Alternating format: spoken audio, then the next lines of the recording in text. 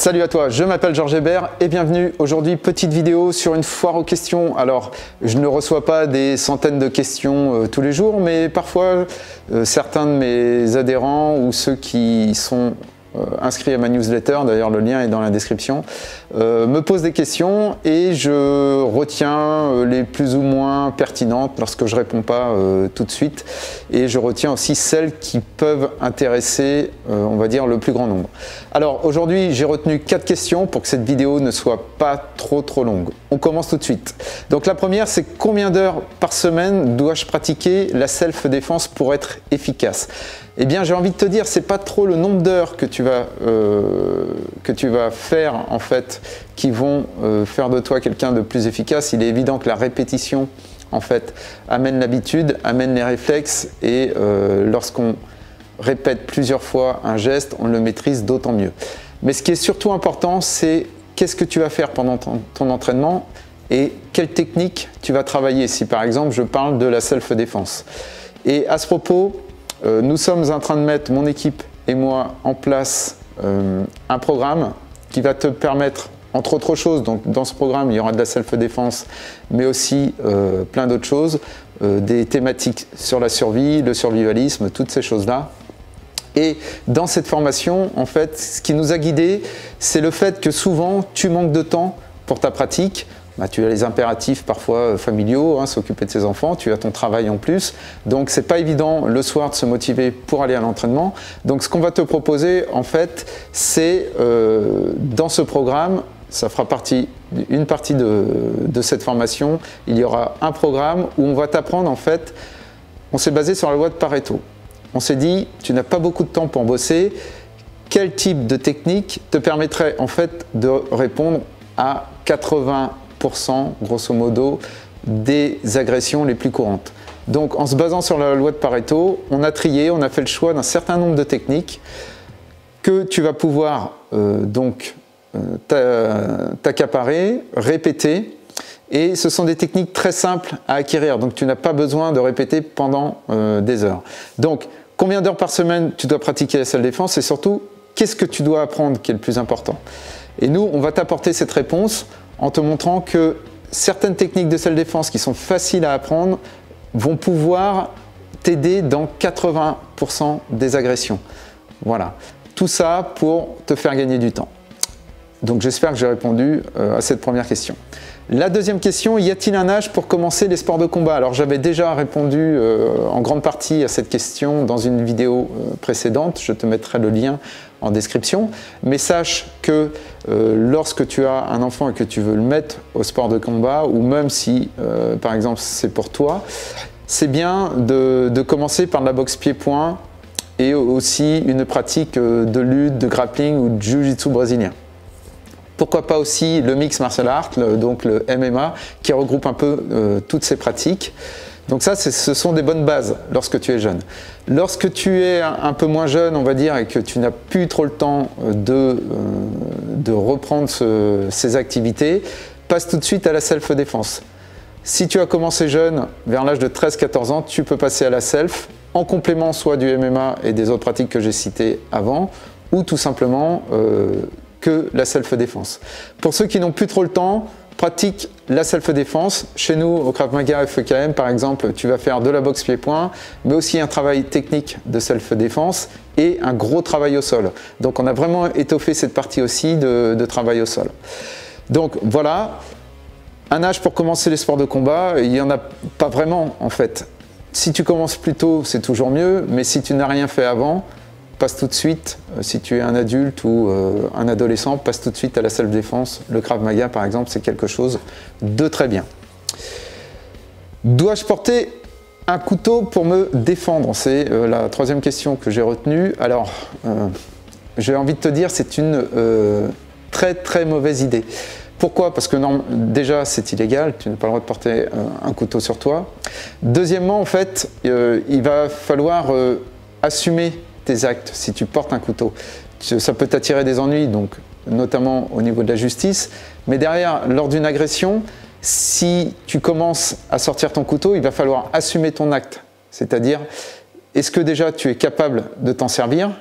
Derrière, si tu t'en sers, quelles vont être tout ce qui va en découler, c'est-à-dire tu peux potentiellement blesser mortellement la personne contre qui tu utilises le couteau.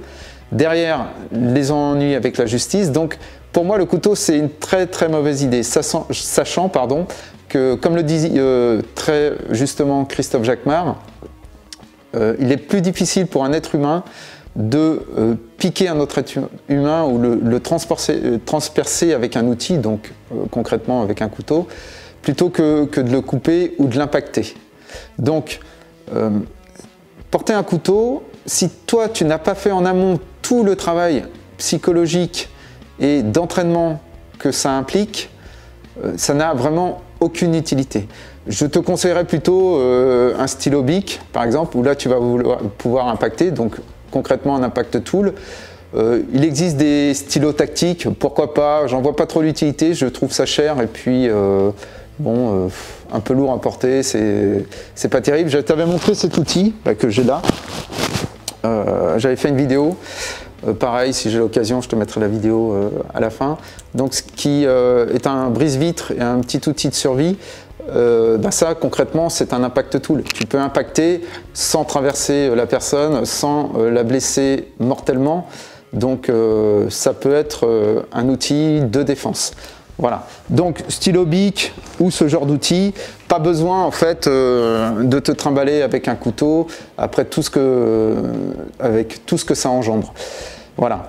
Donc, si toi, tu n'as pas fait le travail en amont, si tu ne t'es pas entraîné, si tu n'as pas fait le travail psychologique de l'utilisation d'un couteau, de la volonté de transpercer quelqu'un avec pour te défendre lorsque ta vie est en danger, oublie cet outil, oublie le couteau, ça va être plutôt contre-productif qu'autre chose. Sachant que si tu n'as pas fait tout ce travail et que tu commences à le sortir lors de l'agression, tu risques de te retrouver paralysé avec le couteau en main et ça risque de se retourner contre toi parce que la personne qui est en face de toi, qui t'agresse, elle peut-être qu'elle a déjà fait ce travail-là et qu'elle n'hésitera pas à t'enlever l'arme et à faire ce qu'elle doit faire avec, malheureusement.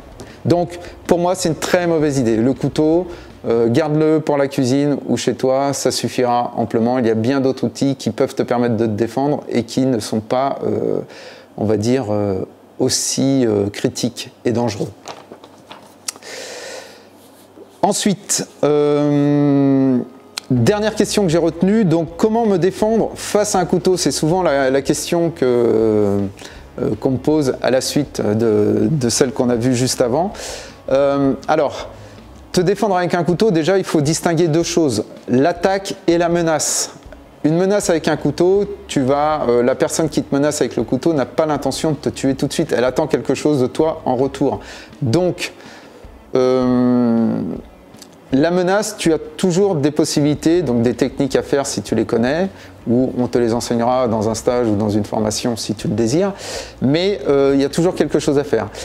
Une attaque, c'est beaucoup plus problématique et souvent ce que l'on travaille au dojo ou en salle ou à l'extérieur avec les camarades ou les adhérents, en fait, c'est... on va travailler en fait 2 à 3% de ce qui arrive réellement. Parce qu'une attaque au couteau, bien souvent, tu ne la verras pas arriver. Tu as de grandes chances de te faire transpercer, donc blesser avant de pouvoir réagir. Donc, comment me défendre face à un couteau? Il faut déjà que toi, encore une fois, psychologiquement, tu aies fait le travail. Que tu acceptes que tu vas très certainement te faire couper ou piquer ou transpercer par le couteau avant de déclencher une réaction de défense. Donc ça, c'est bien souvent ce qui arrive, malheureusement. Tu vas certainement pas voir l'attaque au couteau, ne pas voir le couteau et donc de te faire blesser. D'où l'intérêt aussi de connaître donc, toutes les techniques pour te venir en aide une fois que tu as mis fin à l'agression et pouvoir te soigner si toutefois tu as été blessé. Alors, comment me défendre? Là aussi, nous ferons une formation spécifique là-dessus dans les formations que nous allons proposer très bientôt. C'est pour ça que je t'invite une nouvelle fois à répondre au sondage qui est en description pour vraiment cerner quels sont tes besoins par rapport à ça. Mais j'ai envie de te dire, déjà, faire le travail psychologique, te dire que tu vas être, de toute façon, tu as de grandes chances de te faire toucher. Et déjà ça, c'est un grand point. Si tu as vu l'arme, eh ben, la meilleure façon de te défendre, c'est de fuir. surtout ne pas tenter quoi que ce soit.